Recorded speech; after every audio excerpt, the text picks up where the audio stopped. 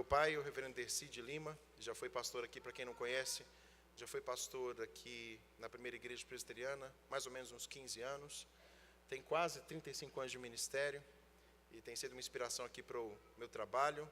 Então eu chamo à frente o reverendo, que Deus o abençoe, e conduza-nos aqui a palavra, e que Deus o abençoe nesse instante. Cresceu um pouquinho mais que eu. Quero saudar a igreja com a graça e a paz do nosso Senhor e Salvador Jesus Cristo. Para a nossa meditação, o Salmo de número 133.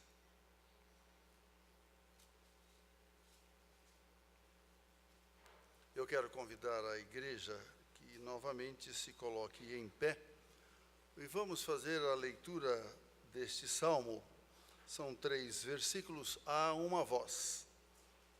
Salmo de número 133. Então eu convido toda a igreja que façamos essa leitura da palavra de Deus. Ó, como é bom e agradável viverem unidos os irmãos, é como o óleo precioso sobre a cabeça, o qual desce para a barba de Arão, e desce para a gola de suas vestes. É como o orvalho do Hermon, que desce sobre os montes de Sião. Ali ordena o Senhor a sua bênção e a vida para sempre. Oremos. Senhor, pedimos a tua bênção, pois sem a atuação do teu Santo Espírito, as nossas palavras podem ser vazias. Mas, ó Deus, contando com a tua unção, contando, ó Deus, com a tua iluminação, nós poderemos, ó Pai, ser beneficiados nessa noite na meditação da tua palavra. Que as palavras dos meus lábios e o meditar do meu coração sejam agradáveis na tua presença, Senhor, rocha minha e redentor meu, em nome de Jesus. Amém. A igreja pode se assentar. Meus irmãos, esse salmo tem como título a excelência da união fraternal, que é dado aqui pelos tradutores e também por imprensa. Mas algo que eu acho impressionante da lição que nós tiramos deste salmo é a conclusão dele. Ali ordena o Senhor a sua bênção e a vida para sempre. Esse ano que passou, nós, na Missão Evangélica Caiuá, nós tivemos um encontro no segundo semestre, que foi a comemoração dos 86 anos de vida da Missão Evangélica Caiuá. E eles têm lá, assim, por princípio, de comemorarem o aniversário de 5 em 5 anos. 85 eles comemoraram, e o ano passado não teria essa comemoração, mas eles resolveram fazer isso. 86 anos de atividades ali, que começou em Dourados, já espalhou para muitas regiões até do nosso país. Quando eu conheci, em 88, era um raio de aproximadamente 360 quilômetros, com os campos avançados. E o que me chamou a atenção foi aquela celebração. Eles, dos campos avançados, vieram em 10 ônibus para aquela celebração de um dia.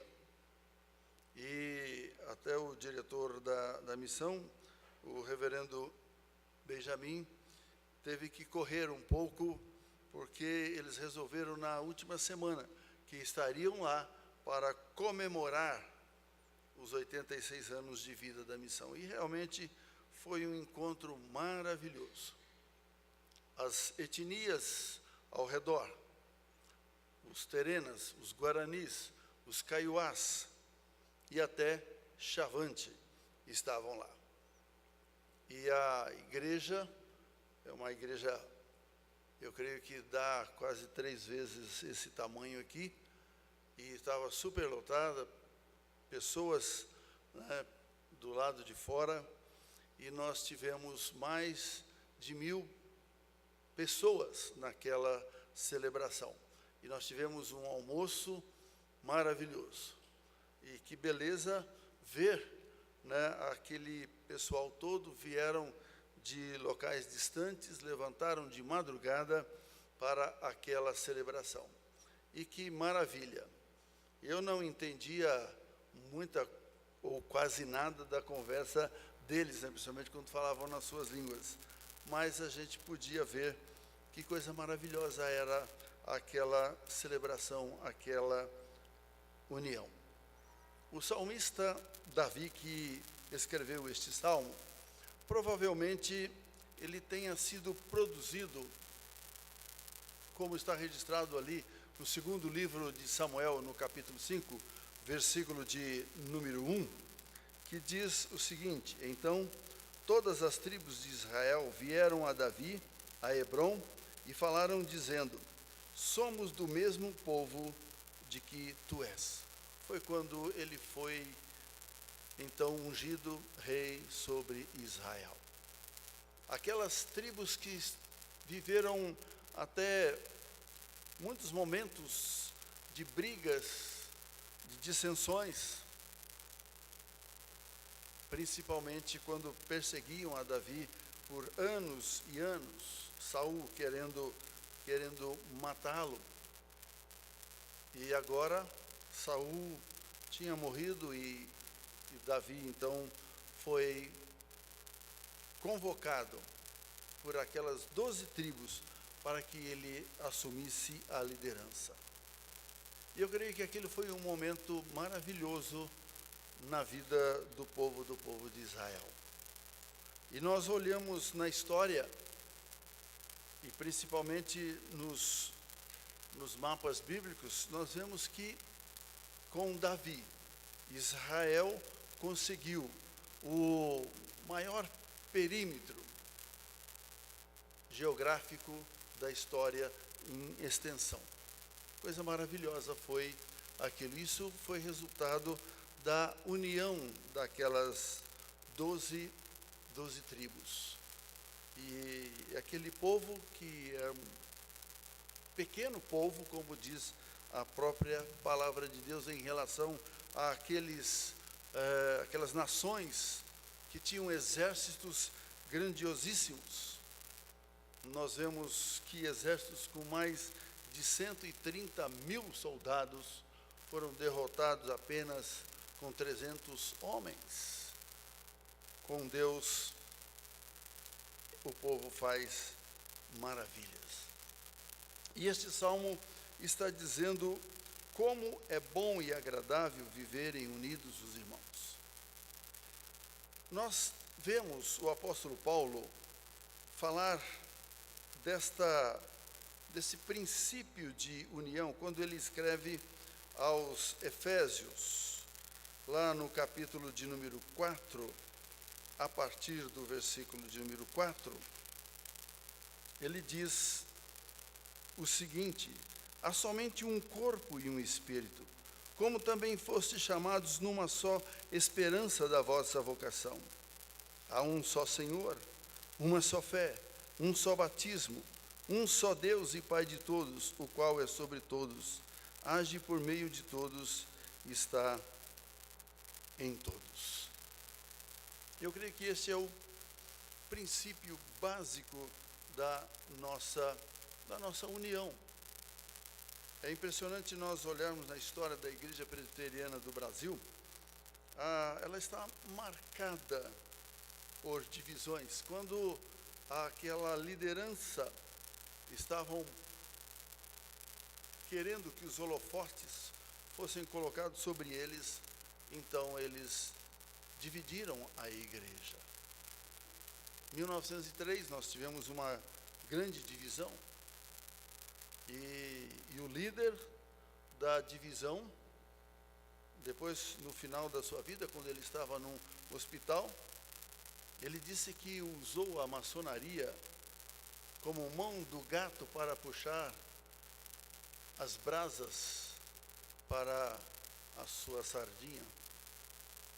São coisas impressionantes. Quando deixaram de se unir, então houve divisão.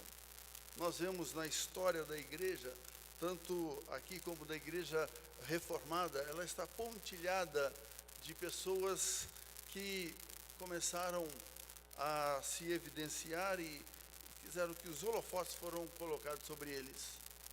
E não olharam esses princípios da palavra de Deus. Nós temos um princípio de união que quando nós seguimos, ele é infalível.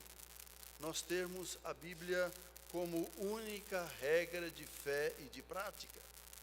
O que diverge de algumas seitas, que eles têm revelações superiores àquilo que diz a palavra de Deus.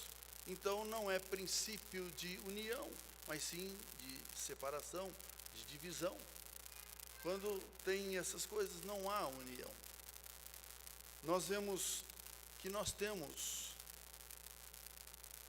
comunhão com algumas denominações reformadas.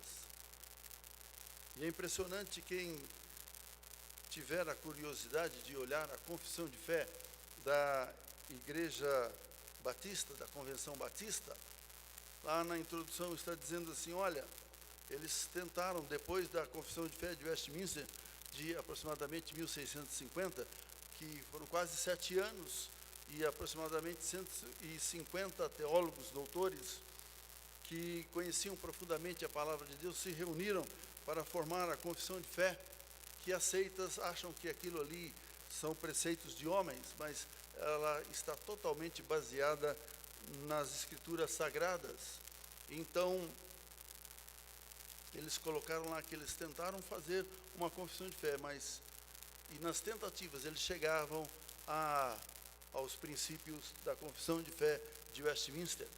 Eu tenho esta confissão de fé, né, até foi editada pela editora Fiel, a confissão de fé dos batistas.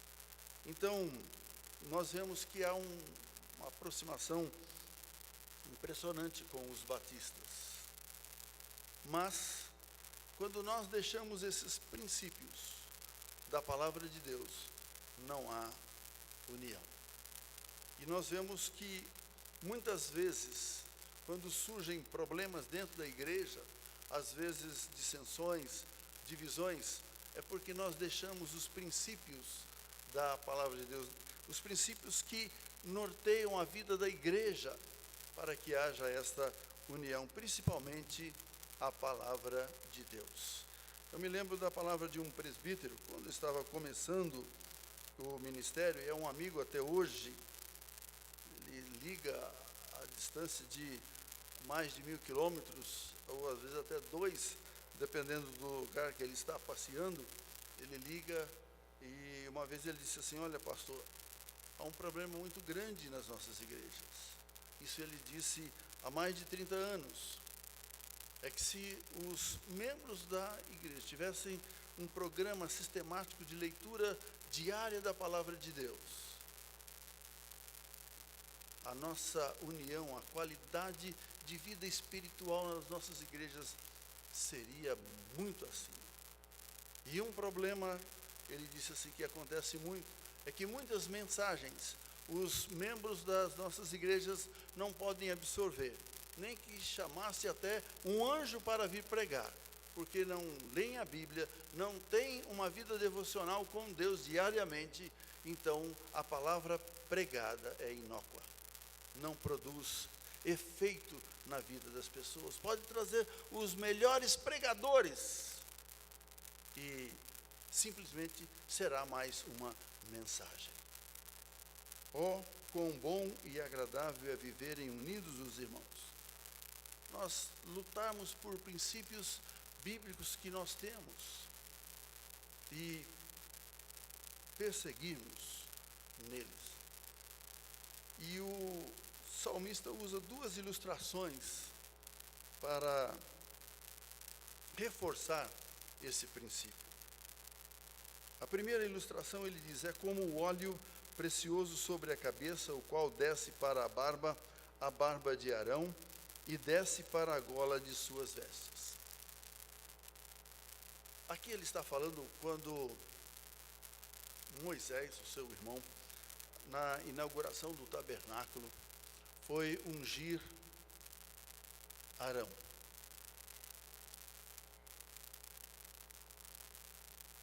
E quando nós olhamos lá no livro de Levíticos e vemos a descrição de como era aquela solenidade, é algo impressionante. E o que chama mais atenção é que esta unção com óleo aqui de Arão, ele tinha umas vestimentas especiais, tinha um cinto especial, tinha aquelas pedras que tinha que comparecer na presença do Senhor, o chamado Urim, Tumim. Tinha também as sinetas que usava. E quando se colocava aquela vestimenta, e naquela celebração diante de todo o Israel para aquela unção, era festa, era alegria, porque o povo olhava com aquela solenidade e olhava e dizia, olha, se Deus está ungindo um sacerdote, agora nós temos alguém que vai nos apresentar diante de Deus. Isso era festa, isso era alegria, era momento de regozijo. E quando há essa união entre os irmãos, é como esta unção de Arão. Deus está colocando aqui por inspiração divina isso. Olha, se é maravilhoso nós vemos a consagração de um sacerdote, isso é alegria, é júbilo, é momento de louvor e adoração a Deus, os irmãos estarem unidos. E é impressionante que o Senhor Jesus Cristo, ele coloca até um pequeno grupo, onde estiverem 2 ou 3 reunidos em meu nome, e aí eu estou. Como isso é bom e agradável diante de Deus. É como essa grande celebração aos olhos de Deus. Às vezes nós ficamos preocupados com números. Eu e Lenise, durante 15 anos que estivemos aqui na primeira igreja, nós tivemos reuniões de oração. Eu tentando fazer dueto com ela, porque era só eu e ela nas reuniões de oração. E que tristeza não vermos outros irmãos estarem ali para aquele momento tão maravilhoso de oração, como foi colocado hoje aqui na escola dominical. Porque quando nós deixamos de orar, nós deixamos de nos reunir com os irmãos, é porque nós, às vezes, confiamos muito em nós mesmos. Porque a oração é nos colocar na total dependência de Deus. Toda a nossa capacitação vem de Deus. Todos os nossos recursos vêm de Deus. O apóstolo Paulo, no sermão que ele faz lá no Areópago, lá em Atos 17, ele chama a atenção para algo, meus irmãos, que eu estou sempre lembrando. Ele diz assim, olha, Deus é que dá a todos a vida. E de repente ele, partindo para esse geral, ele vai para um tão específico. Ele dá a vida e a respiração. Você já pensou nisso? Você respira quantas vezes por minuto? Você já pensou nisso? É Deus que dá? Será que eu não posso agradecer ao Senhor? Ou estar vivendo isso que é bom e agradável nos momentos de oração, nos momentos de estudo bíblico, de escola dominical, nos cultos? Isso é bom e agradável diante de Deus. Hoje o Tiago mencionou, o reverendo Tiago, mencionou que ele disse, né, como é bom a gente ver quando a igreja estão com todos os bancos ocupados. Isso é alegria. Que beleza. As pessoas que vêm para estudar a palavra de Deus estão unidas, sentem prazer, sentem aquela satisfação. E eu creio que quando a igreja está assim, ora pelos seus dirigentes, pelos pastores, pelos presbíteros, que são pastores também, pelos diáconos, pela liderança das sociedades, para que a igreja continue lançando os seus fachos de luz nas trevas aqui ao redor. E eu creio que este é o principal objetivo.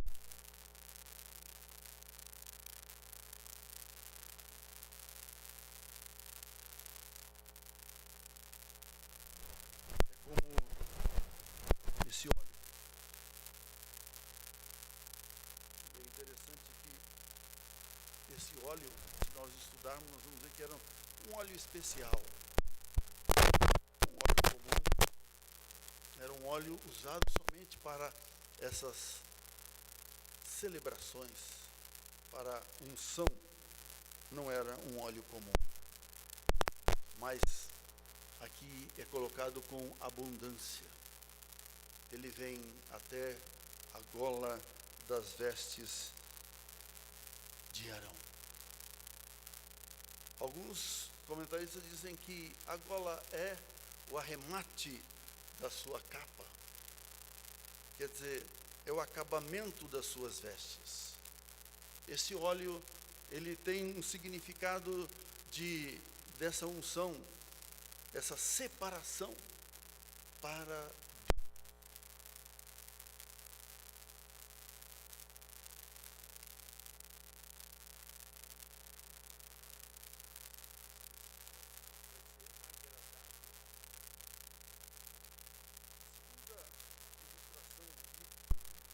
é como o orvalho do Hermon, que desce sobre os montes de Sião.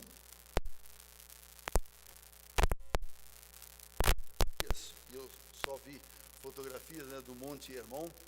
Tem uma característica lá em cima, né? No pico tem lá neve.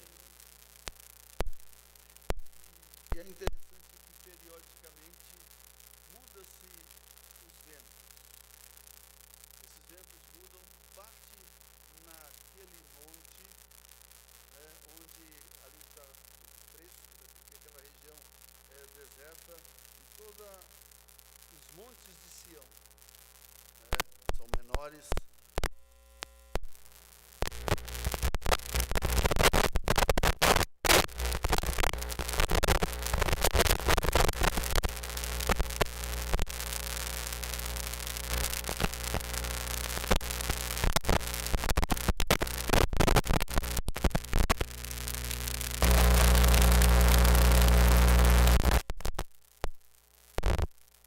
Vai descendo e vai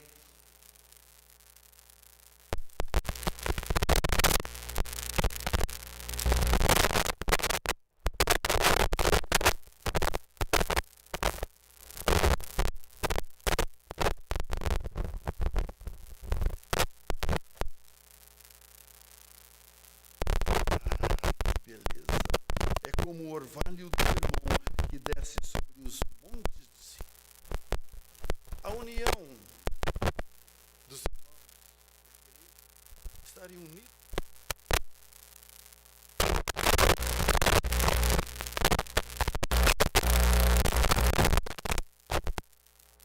diante de Deus. E a conclusão do Salmo diz: ali ordena o Senhor a sua bênção.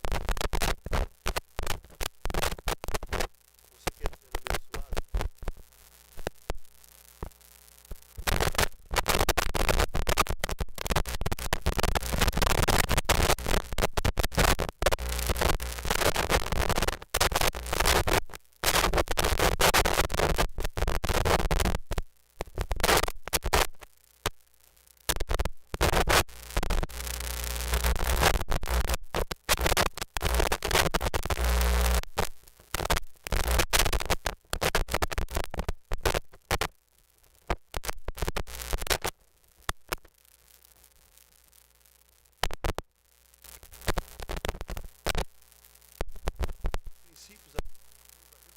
capacidade de colocar em prática a palavra de Deus, no amor, no perdão, na comunhão.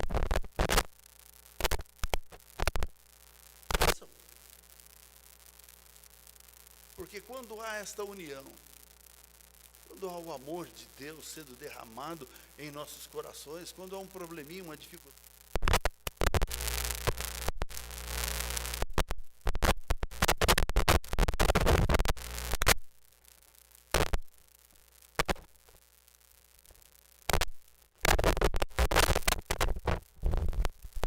quando não há aquele entrelaçamento, quando há um problema, uma dificuldade com uma pessoa, você vai dormir com o inimigo.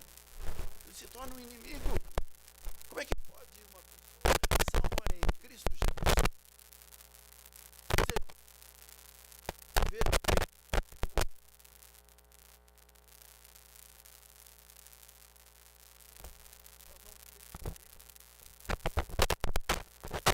como marido e mulher? Quando tem um problema um com o outro, eu tive uma dificuldade com a Lenise no começo, que eu era muito calado, ela vinha falar comigo, eu trancava e daí? Era difícil. Aí, quando chegava no finalzinho do dia, eu falava, ó, a palavra de Deus está falando, ó, não se ponha o sol sobre a ira. Ó, o nosso tempo está acabando, nós temos que sentar, nós vamos ter que resolver o problema aqui. A bem das nossas orações, porque senão, vamos orar, e daí? Elas serão interrompidas. Mas quão bom e agradável é viverem unidos os irmãos. E Deus tem nos sustentado já 34 anos e alguns meses, pela graça de Deus. E a última frase: e a vida para sempre. É impressionante o testemunho desta união. Aqui, o salmista, pela inspiração divina, ele está colocando para nós algo maravilhoso. Que foi colocado hoje aqui de manhã na escola dominical, né, quando nós estamos vivendo em comunhão com os irmãos, às vezes uma reunião numa casa que chama os vizinhos para estudarem a palavra de Deus, para adorarem ao Senhor, né, os vizinhos veem aquela, né, entre os jovens e adolescentes, SAF, o PH, que coisa maravilhosa. Eu tive uma experiência no meio do meu ministério. Fui para uma igreja de uma cidade pequena e eu costumava ir a uma praça para evangelizar. Tive oportunidades naquela cidade ter contatos com muitas pessoas. Era uma cidade católica, né? Mas tinha uma igreja antiga lá, uma igreja presbiteriana que Deus me deu o privilégio de pastorear há alguns anos. E quando eu ia à praça, sentava ao lado de uma pessoa e começava a evangelizar. Aconteceu numa tarde, até era um candidato a prefeito, eu estava pregando o evangelho, ficamos conversando com a palavra de Deus mais de uma hora. Apresentei o plano da salvação. Quando terminou, né, a gente sempre faz um apelo: escuta, você, né, crê em Cristo Jesus como, né, Senhor e Salvador, como foi exposto? Ele era adepto do rosacrucianismo. E então eles não acreditam na divindade de Jesus. Então, né, você não quer, nós podemos fazer uma oração, você não quer abrir seu coração e aceitar a Jesus como Senhor e Salvador? Aquela pessoa disse assim: não. Eu falei: poxa vida, Ele garante para você a vida eterna, o perdão dos seus pecados. Você vai passar a eternidade com Ele, Claro que aqui ainda teremos nossos problemas, as nossas dificuldades, mas Ele prometeu estar conosco, né, em todos os momentos da nossa vida, né, até a sua volta, e depois de estarmos eternamente. Eu disse, qual a razão? Ele falou assim, não, eu tenho um problema. Tem um membro da tua igreja, acho que ele é um oficial, era um presbítero. E esse presbítero devia para mais de 10 estabelecimentos naquela cidade, numa rua que eu fui convidado a fazer, né, perguntas sobre ele. E cada comerciante dizia, você é o pastor dele? Por favor, peça para ele não pôr os pés mais em minha loja. Meus irmãos, aquilo doía no meu coração. É impressionante como o nosso testemunho, ele tem repercussões que nós não fazemos nem ideia. O nosso testemunho, como é que é diante do nosso vizinho? Por que que nós não temos aquela amizade, aquela empatia, quando nós vamos fazer um trabalho, uma reunião, quando convidamos eles não querem ir? O que acontece conosco? Então, quando há essa união, e havia algo interessante na igreja primitiva, uma frase que muitos comentaristas colocam, chamam a atenção, é porque, apesar do sofrimento, apesar daqueles crentes serem colocados nas arenas para serem comidos pelos leões, serem passados aos fios de espada, serem torturados, serem espoliados, seus bens todos tomados, ainda as pessoas do mundo olhavam para eles e diziam, olham como eles se amam. Aquelas perseguições, aqueles problemas todos que eles passavam, né? Às vezes filhos que perdiam os pais, pais que perdiam os filhos, mas os irmãos estavam cuidando, estavam dedicando amor, comunhão, estavam com eles, uns junto com os outros. Eles tiravam do que tinham e ajudavam uns aos outros. Quando nós olhamos o capítulo 11 de Hebreus, teve crente que foi cerrado ao meio, passados ao fio de espada, passaram fome. Mas mesmo assim o mundo olhava para eles e a igreja crescia. Naquele texto que foi lido de Atos, lá no finalzinho dizia assim, que o Senhor a cada dia acrescentava à igreja aqueles que haviam de ser salvos. Por quê? Porque eles viviam o verdadeiro evangelho. Eles desfrutavam do amor de uns para com os outros e até para com aqueles que os perseguiam.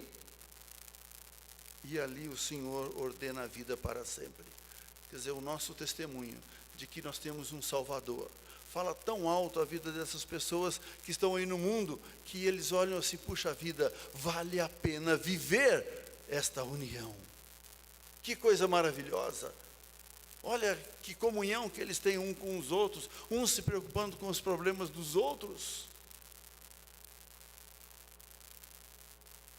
Então, eu creio que isso aqui serve para nós nos analisarmos. Quanto que a nossa igreja está ganhando almas aí, almas que estão sendo resgatadas do mundo. Eu creio que isso aqui é um termômetro para nós, para mostrar como nós estamos vivendo como igreja. Porque ali o Senhor ordena a sua bênção. E ser abençoado por Deus, meus irmãos, é a melhor coisa do mundo. Isso resulta em vidas que nós vamos evangelizar, falar de Cristo e elas vão aceitar a Jesus Cristo. Então o Senhor ordena a vida também, porque quando uma pessoa se converte, ela é salva e para sempre. Ali o Senhor ordena a sua bênção e a vida para sempre. A sexta igreja, o Senhor ordena a sua bênção e a vida para sempre. Podemos aplicar assim. Que Deus nos abençoe. Amém.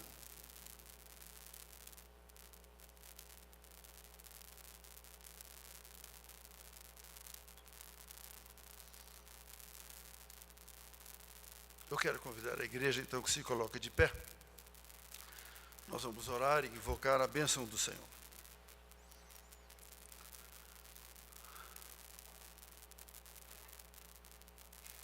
Senhor nosso Deus, nosso Pai, com temor e tremor, nós meditamos na Tua palavra. E esses princípios, essas lições que nós temos, possam, ó Deus, calar profundamente em nossos corações. E ao sairmos daqui, deste local que o Senhor mesmo separou para que a Tua igreja exercitasse a comunhão e também o louvor e a adoração, possamos sair, ó Deus, com os nossos corações animados e confortados e também despertados, ó Pai, para a missão que o Senhor tem para a vida desta igreja, para cada um dos seus membros. Pedimos que o Senhor nos leve debaixo da Tua graça, do Teu amor, dispensando os Teus paternais cuidados em todos os momentos da nossa vida. Que esta semana seja uma semana, ó Pai, de vitórias e, ó Pai, abençoada na vida da Tua igreja. Ó Pai, abençoe aqueles que estão de férias, aqueles que estão descansando, abençoe também aqueles que já voltaram. Ó Deus, que a Tua igreja viva a cada momento, recebendo as Tuas bênçãos, que o Senhor ordena, porque a Tua igreja, o Senhor Deus, anseia viver esta união para a glória do Teu nome. Acompanhe-nos com a Tua graça, com o Teu amor. É no nome de Jesus que nós oramos. E agora, queridos e amados irmãos, que a graça do nosso Senhor e Salvador Jesus Cristo, o amor de Deus Pai, as ternas consolações, comunhão, ensino e o poder do Santo Espírito de Deus repousem sobre vós, queridos e amados, agora e para sempre. Amém.